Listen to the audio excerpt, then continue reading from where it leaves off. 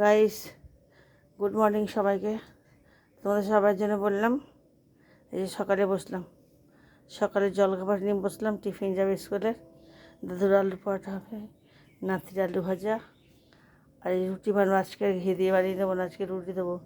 Daily ঘি, এখন অনেক গরম পড়েছে, শিলিগুড়ি অনেক গরম পড়েছে, এই জন্য এখন পরোটা কিছু বানাচ্ছি না। আর একটু দুধ বাড়িয়ে দেবো, দুধ দিয়ে রুটি খাবে, আর এই আলু ভাজা নিয়ে যাবে টিফিনে, আলু ভাজা দিয়ে রুটি নিয়ে যাবে। তা রাখলাম। গাইস, সবাইকে, দিদা, দাদু, ঠাকুমা সবার জন্য করছি, সবাই কমেন্ট শেয়ার করো। আর এই দেখো, সকালে তোমরা তো ঘুরতে গেছো, আর এই নীলাকে দেখো, নীলা এখন বসে খাবার বানাবে। কেন?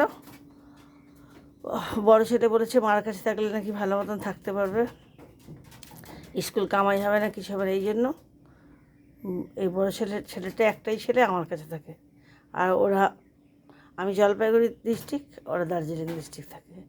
তাই সবাইকে করছি, যদি কারো ভালো লাগে, যে ঠাকুমাই সকালে উঠে এই কাজকর্ম করাকে যদি ভালো লাগে, তা সবাই একটু কমেন্ট শেয়ার করে দিও। রাখলাম। আর নাতি আমার অনেক লক্ষ্মী, একদিন স্কুল কামাই করে না, ওই জন্য কোথাও মা বাবার সঙ্গে থাকে না।